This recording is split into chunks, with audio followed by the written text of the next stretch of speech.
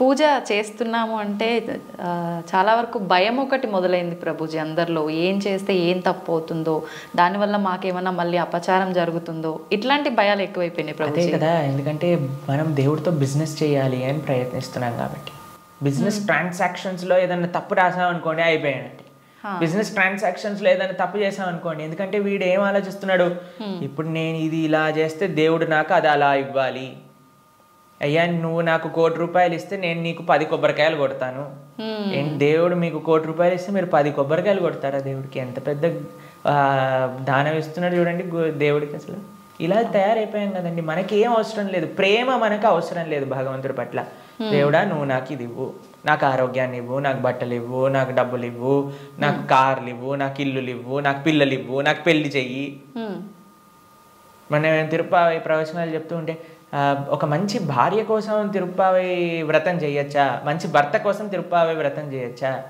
ప్రతిదీ కూడా మనం మన కోరికలు తీర్చుకోవడానికి భగవంతుని వాడుకుంటున్నాం. ఐ నో ఏటీఎం మెషిన్ లాగా కార్డు పెట్టామా, డబ్బులు తీసుకున్నా, దాని తర్వాత వదిలేసాం అంతే. కాబట్టి భగవంతుడు అంటే మనకి సేవ చేయడానికి వచ్చినవాడు కాదండి. భగవంతుడు అంటే మనం ఆయన సేవ చేయాలి, ఆయనను మనం ఆశ్రయించాలి, ఆయనను మనం సేవించాలి. ఇప్పుడు మీకు ఒక విషయం చెప్తానండి. ఒక చిన్న పిల్లవాడు ఉన్నాడు, తల్లి ఇలా ఎత్తుకుంది. మేము చిన్నప్పుడు చూస్తాం, మేము కూడా చేసే ఉంటాం. అప్పుడప్పుడు అమ్మ జుట్టు పట్టుకొని ఇలా పీకుతారు చూసారా, పిల్లలు ఇలా పట్టుకొని ఇలా పీకేస్తుంటే అమ్మ అంటే ఓ ఇలా ఇలా తీసేసి ఓ మా కన్నా మా బంగారు కొండ అని అంటుంది. అంతేగాని నా జుట్టు పీకినందుకు లాగా ఒకటి పీకి పెడుతుందా పిల్లవాడిని? లేదు ప్రభుజీ. ఎందుకంటారండి? పిల్లల్ని గారాబం చేస్తుంటారు ముద్దుగా, అంటే తెలిసి తెలియని వయసు, ప్రేమ. పాపం వాడికి ఏం తెలుసండి జుట్టు పీకితే నొప్పేస్తుంది మా అమ్మకి అని. కానీ తల్లికి ఆ పిల్లవాడి పైన ప్రేమ అంటే ఏమనిపించదు. అవును, అంతేనా? కొన్నిసార్లు పిల్లలు చూసారా మూత్రం పోసేస్తూ ఉంటారు, తాతగారు ఎత్తుకున్నప్పుడు అమ్మమ్మ ఎత్తుకున్నప్పుడు ఏమని అంటారా అండి, తీసి పిల్లవాడిని ఇలా పడేస్తారా పాట అని? ఇంకా హ్యాపీగా ఫీల్ అవుతారు. ఎంత ఒకళ్ళని చూసానమాట మేము, ఓ మా పిల్లవాడు మా మనవాడు మూత్రం పోసాడే అని ఎగిలిపోతున్నాడు ఆయన. ఎందుకు? ప్రేమ ఉంది కాబట్టి భగవంతుడు ప్రేమైకమూర్తి. అందుకే కృష్ణుడి గురించి ఏమన్నాం మనం? ప్రేమ స్వరూపం. ఆయనని మాత్రం మనకి తెలియగా, అయ్యా నా భక్తిమాన్, నాకు భక్తి లేదండి, నాకు మంత్రాలు తెలియదు, నాకు నీ పైన అంత ప్రేమ లేదు స్వామి, నాకు తెలిసింది మా గురువులు చెప్పిన విధంగా నీకు పూజ చేస్తున్నా, నువ్వే అన్నిటినీ కాపాడుకో, నువ్వే ఇది ఆరాధన పూర్తి చెయ్యి అని ప్రేమతో చేస్తే స్వామి ఎందుకు అలా చేయడండి? ఎలా చేసినా సరే స్వామి స్వీకరిస్తా. ప్రేమ ఉండాలంతే. కానీ మనకి ప్రేమ అవసరం లేదు, భగవంతుడు అవసరం లేదు. అయ్యా నువ్వు నాకు ఈ కోరిక తీర్చేసే, ఇదే నాకు నీతో ఉండే సంబంధం, ఇంతే. కాబట్టి ఆధ్యాత్మికవేత్తలు కూడా చేసే అన్నిటికంటే పెద్ద పొరపాటు ఏంటంటే భగవంతుణ్ణి కేవలం భౌతిక కోరికల కోసం ఆశ్రయించాలి అని చెప్పటం అన్నిటికంటే పెద్ద అపరాధం. కాబట్టి ఎప్పుడూ అలా చేయకూడదు. స్వామిని ప్రేమతో ఒక తండ్రిలా, ఒక పిల్లవాడిలా, లేదా ఒక స్వామిలా మనం ఆరాధన చేయాలి. కాబట్టి దాంట్లో ఎప్పుడు తప్పు ఉండదండి. ప్రభుజీ, సాధారణ భక్తులు ఆ రకంగా కృష్ణ భగవాను పూజించిన సేవ చేసుకున్నా కూడా వస్తాడా ప్రభుజీ భగవానుడు? ప్రేమతో పిలిస్తే వస్తారు, ఎవరు పిలిచినా వస్తారు, ఎవ్వరు పిలిచినా ఆయన వస్తారు. వ్యాధశ్చాచరణం ధ్రువస్య వయః విద్యా గజేంద్రస్య కా కుబ్జాయాం కిము నామ రూపమధికం కిం తత్సుధామోదనం వంశక్కో విదురస్య యాదవపతేరుగ్రస్య కిం పౌరుషం భక్త్యా టుష్టతి నహి గుణైర్భక్తి ప్రియో మాధవ. ఒక 5 ఏళ్ల పిల్లవాడు ధ్రువుడు పిలిచాడు, రాలేదా అండి భగవంతుడు? ఒక ఏనుగు పిలిచింది గజేంద్రుడు, వచ్చాడా లేదా? ఒక కుబ్జ అనే ఒక కురూపి స్త్రీ పిలిచింది, స్వామి కృపనిచ్చేశాడు కదా. ఉగ్రసేన మహారాజు, సుధామ, ఆయన పాపం డబ్బులే లేవు. కృష్ణుడు ఏ కులాన్ని చూసో, లేదా జ్ఞానాన్ని చూసో, లేదా డబ్బుల్ని చూసో, అందాన్ని చూసో, వయస్సుని చూసో, యోగ్యతని చూసో రాడండి. భక్త్యా టుష్టతి నహి గుణైర్భక్తి ప్రియో మాధవ. కృష్ణుడున్నాడు, స్వామి పలుకుతాడు అనే నమ్మకంతో ఎవరైతే పిలుస్తారో, ఇప్పుడు ఎవరైనా ఆ శ్రీ భగవంతుడి యొక్క విగ్రహాన్ని చూసి ఇది బొమ్మ అనుకుంటే బొమ్మలానే ఉంటాడండి. ఇది మట్టితో చేశారా అంటే మట్టే ఉంటాడు. స్వామి ఉన్నాడు అని నమ్మితే ఎక్కడైనా భగవంతుడు ఉంటాడు. ఎవరైనా చెప్పారనుకోండి, అరే ఈ మట్టి విగ్రహంలో భగవంతుడు రావటం అపరాధం అని అంటే వాడికి భగవత్ తత్వం గురించే తెలియదు. హ్మ్. మీకు ప్రేమ ఉందనుకోండి, ఎక్కడ పిలిచినా ఒక వ్యక్తి వస్తారు. అవునా కదా చెప్పండి. అవును ప్రభుజీ. మేము ఒక ప్రోగ్రామ్కి వెళ్ళామండి. హ్మ్. అయితే వాళ్ళు అన్నారు, ప్రభుజీ మా ఈ చిన్న ప్రోగ్రామ్కి వస్తారని మేము అనుకోలేదు ప్రభుజీ, కానీ పిలవంగానే మీరు వచ్చారు. ఒక చిన్న వ్యక్తినండి, ఒక ఇన్సిగ్నిఫికెంట్ పర్సెంట్ లైక్ మీ ఒక దగ్గరికి వెళ్తే వాళ్ళు ఎంత ఆనందపడ్డారు. అరే మా ప్రదేశానికి కూడా వస్తారా, మా ఇంటికి వస్తారా ప్రభుజీ అని ఆనందపడ్డారు. అదే ప్రేమతో పిలిస్తే భగవంతుడు రాడు ఈ వస్తువులోకి అని చెప్తే అసలు భగవంతుడు ప్రేమ ఉన్నట్టేనా? అసలు ఆయనకు భగవంతుడి గురించి తెలిసినట్టేనా? లేదు. కాబట్టి ఎవరైతే విగ్రహారాధన దూషిస్తారో most unfortunate and most ignorant people in the entire creation. మా స్వామికి మనం అంటే ప్రేమ, మనందరం అంటే ప్రేమ, కాబట్టి మనం ఎక్కడికి పిలిచినా ఆయన వస్తారు. కాబట్టి ఆ ప్రేమ ఎవరు పిలుస్తారు అని కాదండి, ఎవ్వరు పిలిచినా సరే ప్రేమతో నమ్మకంతో కృష్ణుడు ఉన్నాడు. ద్రౌపదీదేవి పిలిచినప్పుడు రాలేదా అండి? ఏమైనా చూసుకున్నాడు ఆయన? యోగ్యతలు ఏం చూసుకోలేదే. ఎవ్వరు పిలిచినా ఆయన వస్తారు అన్నమాట. ఆయన రెడీగా ఉంటారు. ఆయన ఇలా ఉంటాడు, రెడీ టు జంప్ అన్నట్టుగా. ఎవరు పిలుస్తారు, ఎవరి దగ్గరికి వెళ్ళాలి అని. కానీ మనం ఏం చేస్తామండి, మన సంరక్షణ మనం చూస్తాం. అయ్యా నేను ఎలా నన్ను కాపాడుకోవాలి అని చూసుకుంటాం. కాబట్టి ఆయన హ్యాపీగా అక్కడ ఉంటారు. అయ్యా నాదేం బాధ్యత కాదు స్వామి, నీదే తండ్రి అని మనం చేతులు ఎత్తేసాం అనుకోండి, ఆయన మనల్ని కాపాడు. ఓకే ప్రభుజీ, కృష్ణ భగవానుని అవతార పరిసమాప్తి ఎలా జరిగింది ప్రభుజీ? భగవంతుడి యొక్క మీరు అడిగినట్టుగా కరెక్ట్ విషయం అడిగారు. అవతార పరిసమాప్తి ఇలా చెప్పాలి కృష్ణుడిని సంబోధించినప్పుడు, లేదా రాముడిని, ఏ భగవంతుడి యొక్క అవతారమైనా సరే. భగవంతుడికి పుట్టుక ఉండదండి. జన్మ కర్మచమే దివ్యం. భగవంతుడు ఏం చెప్పారు? ఆయనది దివ్యమైన జన్మ. దాన్ని మనం అవతారము అని అంటాం. ఇప్పుడు మీరు ఎప్పుడైనా చెప్తారా, రోజు ప్రొద్దున పూట సూర్యుడు పుడతాడు, సాయంత్రం పూట చనిపోతాడు అని అంటారా? లేదు. ఏమంటాం మనం? సూర్యుడు ఉదయించాడు, అస్తమించాడు, అంతేనా? అవును ప్రభుజీ. భగవంతుడు కూడా ఉదయిస్తాడు, భగవంతుడు కూడా అస్తమిస్తాడు. సూర్యుడు అస్తమిస్తాడు అంటే పోయినట్టేనా? ఇంకా ఆయన నీకు కనిపించట్లేదు, కానీ ఇంకెక్కడ ఉన్నట్టే కదా. అవును. ఇప్పుడు మనకి ఇండియాలో సూర్యాస్తమయం అయిపోయింది అంటే ఇంకో దేశంలో సూర్యోదయం అవుతున్నట్టు కదా. కాబట్టి భగవంతుడు ఎప్పుడూ ఎల్లప్పుడూ కూడా ఆయనకి మరణము అనేది ఉండదు, జన్మ అనేది ఉండదు. ఆయన మన పైన కృపతో అవతారాన్ని స్వీకరిస్తారనమాట. ఓకే, మీకు ఒక విషయం చెప్తాను. కొంతమందికి మెమరీ లాస్ పేషెంట్స్ ఉంటారు.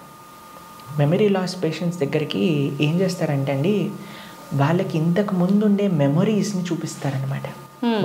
వాళ్ళ పిల్లల్ని, లేదా వాళ్ళు చిన్నప్పుడు తీసిన ఫొటోస్ని, వాళ్ళు ఉన్న ఊర్లని, అవన్నీ ఇలా చూపిస్తూ ఉంటారనమాట. చూపిస్తూ ఉంటే కొన్నిసార్లు ఏదో ఒకటి వాళ్ళ బ్రెయిన్కి ఇలా క్లిక్ అయ్యి అప్పుడు వాళ్ళు గుర్తుపట్టడం ప్రారంభిస్తారనమాట. వాళ్ళు ఎక్స్టర్నల్ కాన్షియస్నెస్లోకి వస్తారు. భగవంతుడి యొక్క అవతారం ఎందుకోసము అని అంటే, మనందరం ఈ సంసార సాగరంలో పడి కొట్టుకుపోతున్నాము. ఏదో మనం కూడా మెమరీ లాస్ అయిపోయినట్టు ఇదే నా వాళ్ళు, ఇదే నా ప్రపంచం, ఇదే నా ఇల్లు అని తిరుగుతున్నారు. వీడి నిజమైన స్వరూపాన్ని చూపించాలి అని స్వామి అవతరించి, స్వామి యొక్క లీలల ద్వారా, రామాయణ భాగవతాదుల ద్వారా, అయ్యా ఇది నువ్వు ఈ ప్రదేశానికి చెందినవాడివి అని మనకు చూపిస్తారు. అప్పుడు నేనైతే ఈ మనుష్యుని కాదా, అయితే ఇది నేను ఈ కులానికి చెందినవాడిని కాదా, ఈ ప్రాంతానికి చెందినవాడిని, నేను కృష్ణుడి దాసున్నా, నేను ఉండాల్సింది ఆ భగవంతుడి యొక్క లోకంలో కదా అని మనం కూడా మర్చిపోయిన వాళ్ళకి కొద్దిగా బుద్ధిని ఇవ్వడానికి స్వామి అవతార స్వీకారం చేస్తారనమాట. మనందరం పడిపోయి ఈ సముద్రంలో పడిపోవడం అంటే ఏంటండి? మునిగిపోవడం. అవును. కానీ సముద్రంలో మునిగేవాడిని కాపాడాలి అని అంటే ఎక్కడో ఆకాశం నుంచి కాపాడలేదు కదండి, ఆయన కూడా సముద్రంలోకి రావాలి కదా. అలా భగవంతుడు కూడా ఈ ప్రపంచంలో దిగి మనల్ని పట్టుకొని బయటికి తీసుకురావడానికి ఆయన యొక్క అవతారాన్ని స్వీకరిస్తారు. ఆ ప్రయోజనం అయిపోయినట్టు ఏంటి ప్రయోజనం భగవంతుడు అవతరించడానికి? భగవద్గీతలో కృష్ణుడు చెప్పారు, యదా యదా హి ధర్మస్య గ్లానిర్భవతి భారత. అయ్యా ఎక్కడైతే ధర్మం నశిస్తుందో అక్కడక్కడ నేను అవతరిస్తా. పవిత్రానాయ సాధూనాం వినాశాయ చ దుష్కృతాం ధర్మ సంస్థాపనార్థాయ సంభవామి యుగే యుగే. అయ్యా ఎక్కడైతే భక్తుల్ని కాపాడాలో, ఎక్కడైతే అధర్మాన్ని నాశనం చేయాలో ధర్మాన్ని స్థాపన చేయాలో అక్కడ నేను అవతరిస్తాను అని. కాబట్టి అప్పుడప్పుడు భగవంతుడు వివిధ రూపాలలో అవతరిస్తారు. అవతారం అయిపోయింది అంటే ఆ ప్రయోజనం అయిపోయింది అన్నప్పుడు అవతార పరిసమాప్తి చేస్తారనమాట. కాబట్టి చాలామంది కృష్ణుడు చనిపోయాడు, కృష్ణుడు పుట్టాడు. కృష్ణుడు పుట్టలేదండి, కృష్ణుడు చనిపోలేదు. కృష్ణుడు అవతరించారు, కృష్ణుడు అవతార పరిసమాప్తి చేశారు. మనం పుట్టంగానే అని ఏడుస్తూ ఉంటారు. ఏడవకపోయినా సరే, ఎవరైనా ఏడవకపోతే ఏం చేస్తారంటే డాక్టర్ వచ్చి రెండు వేస్తాడనమాట, ఏడవాలి మనం. కానీ కృష్ణుడు పుట్టినప్పుడు తెలుసా అండి, నవ్వుతూ పుట్టాడు. అమ్మ నాన్న ఆశ్చర్యపోయాడు. జలధరుదేహు నాజాను చతుర్బాహు సరసీలు జాక్షు విశాలాక్షు జారు గదా శంఖ చక్ర పద్మ విలాసు కంఠ కౌస్తుభమణి కాంతిబాను కమనీయ కటిసూత్ర కంకణ కేయూర శ్రీవత్సలాంఛనాంచిత విహారు సులకుండల ప్రభాయుత కుంటల లాటు వైఢూర్య మణి గణవరి కిరీటు బాలు పూర్ణేందు రుచిజాలు సుగుణాల బాలు భక్తలోక బాలు కృపాభిషాలు జూచి తిలకించి పొలకించి యొబ్బి చెలరేగ వసుదేవుడు ఉత్సహింపే అని అంటారనమాట భాగవతంలో. అంత ఆనందపడిపోయేవాడు కృష్ణుని చూశాక వసుదేవుడు పుట్టంగానే శంఖచక్ర గదా పద్మములు పట్టుకొని. వసుదేవుడు అంతా ఆనందపడ్డారనమాట కృష్ణుడు అవతరించినప్పుడు. ఎప్పుడైనా మీరు చూసారండి పిల్లవాడు పుట్టినప్పుడు నాన్న అమ్మ బాగున్నారా మీరు అని అడగటం? కానీ కృష్ణుడు పుట్టంగానే వాళ్ళ చరిత్రలు మొత్తం కూడా చెప్తారు, వసుదేవుడిది ఇంకా దేవకీ దేవిది. దాంతోపాటు ఎంత ఆనందంగా అంటే చతుర్భుజ రూపంలో ఎవరైనా పిల్లలు చూసారా శంఖచక్రం పట్టుకొని రావటం? లేదు. కాబట్టి మనందరం ఏడుస్తూ పుట్టాం కాబట్టి మనది జన్మ. కానీ కృష్ణుడు నవ్వుతూ ఆయన యొక్క స్వరూపంతో అవతరించి తల్లిదండ్రుల్ని ఉద్ధరింపజేయడానికి స్వీకరించిన అవతారము అని అంటారు. కాబట్టి భగవంతుడికి ఎలా అయితే పుట్టుక లేదో అలానే మరణము కూడా లేదు. స్వామి ఎప్పుడూ కూడా ఈ వర్డ్ యూజ్ చేయకూడదు కృష్ణుడి దగ్గర. కృష్ణుడు చనిపోయాడట, రాముడు చనిపోయాడట, ఇవన్నీ మనం అపరాధం అవుతుంది అనమాట. కాబట్టి మనం కరెక్ట్గా మీరు చెప్పిన వర్డ్గా అవతార పరిసమాప్తి, కృష్ణుడి యొక్క అవతార పరిసమాప్తి ఎలా జరిగింది మేము ఇన్స్టాగ్రామ్లలో యూట్యూబ్లలో ప్రకారంగా చెప్పట్లేదు. శాస్త్రంలో ఏ విధంగా ఉందో ఆ విధంగా చెప్తున్నాం. కాబట్టి దీంట్లో చాలా తేడా ఉంది. ఎందుకంటే మాకు అప్పుడప్పుడు రీల్స్ పంపిస్తూ ఉంటారు, అందులో ఏదో కృష్ణుడు ఇలా అయిపోయాడట అలా అయిపోయాడట అని చెప్తూ ఉంటారు. దాన్ని నమ్మకండి. మీరు శాస్త్రాన్ని అధ్యయనం చేసిన వాళ్ళు ఏం చెప్తున్నారు, అలానే ఇప్పుడు ప్రతి ఒక్కరు కూడా కృష్ణుడి గురించి మాట్లాడడానికి రెడీ అయిపోయారు. ప్రతి ఒక్కరు కూడా ధర్మం గురించి మాట్లాడడానికి రెడీ అయిపోయారు. ప్రతి ఒక్కళ్ళు కూడా సాధువుల్ని ప్రశ్నించడానికి రెడీ అయిపోయారు. కానీ సాధన ఏమీ లేదు, శాస్త్ర అధ్యయనం ఏమీ లేదు, సేవ ఏమీ లేదు. ప్రతి ఒక్కరికి మైక్ వచ్చింది కదా, కెమెరా ఉంది కదా అని మాట్లాడుతున్నారు అనమాట. కానీ అది కాదండి కరెక్ట్ విధానం. తత్విద్ధి ప్రణిపాతేన పరిప్రశ్నేన సేవయా ఉపదేశంతితే జ్ఞానం జ్ఞానిన తత్వదర్శిన. ఒక గురువు దగ్గరికి వెళ్ళి సేవ చేస్తూ ఎంత కష్టం తెలుసా అండి మీకు. ఒక విధంగా శాస్త్రం విషయాలు నేర్చుకోవాలి అని అంటే ఆ నమ్మకం, ఆ డెడికేషన్, ఆ ఇంట్రెస్ట్, ఆ సేవ, ఆ పరిప్రశ్న ఇవన్నీ కావాలి మనకి. ఇప్పుడు ఒక విషయం మనకి టీవీ మాధ్యమంగానో మన ఇంటర్నెట్ మాధ్యమంగానో అన్ని సులభము అయ్యాయి. ఆ సులభం అవ్వటంలో రెండు ఉన్నాయి. ఎవరైనా మాట్లాడింది మనం నమ్మేస్తాం. అలా కాదు. మనం ఎప్పుడు మేము ఒకటే విషయం చెప్తాం, ఎవరైతే సాధువులు చక్కటి పరంపరాగతంగా జ్ఞానాన్ని నేర్చుకున్నారో, ఎవరైతే శాస్త్ర అధ్యయన చేశారో అటువంటి వాళ్ళ దగ్గర నుంచి మనం వినాలి. ఎవరైతే గురువుల్ని ఆశ్రయించి గురువుల దగ్గర నుంచి విన్న వాళ్ళు ఉన్నారు, ఎవరైతే జీవితంలో సొంతంగా దాన్ని సాధన రూపంగా వాళ్ళు చేస్తున్నారో అటువంటి వాళ్ళ దగ్గర నుంచి వినాలి. కాబట్టి మనకి భాగవతం చెప్తుంది, భగవంతుడు ఒకానొక సమయంలో అయ్యా ఈ ప్రపంచంలో ఉండే అధర్మ మొత్తం కౌరవుల వైపు ఒక్కసారి అందరినీ గ్యాదర్ చేసేసి కంప్లీట్ చేసేస్తాడు అనమాట. ఇక అయిపోయింది అని అనుకున్నప్పుడు ఆయన చక్కగా ఒక దగ్గర ప్రభాస క్షేత్రము అనే ప్రదేశంలో ఆయన ఇలా ఉన్నారనమాట. ఉన్నప్పుడు ఒక వేటగాడు వచ్చి ఒక జింకని వేటాడుతున్న ఆయన కృష్ణుడి యొక్క పాదాన్ని, శ్రీపాదాలను చూస్తూ జింకలా అనుకొని బాణాన్ని వేశారు. వేసినప్పుడు అది కృష్ణుడి యొక్క పాదానికి తాకింది.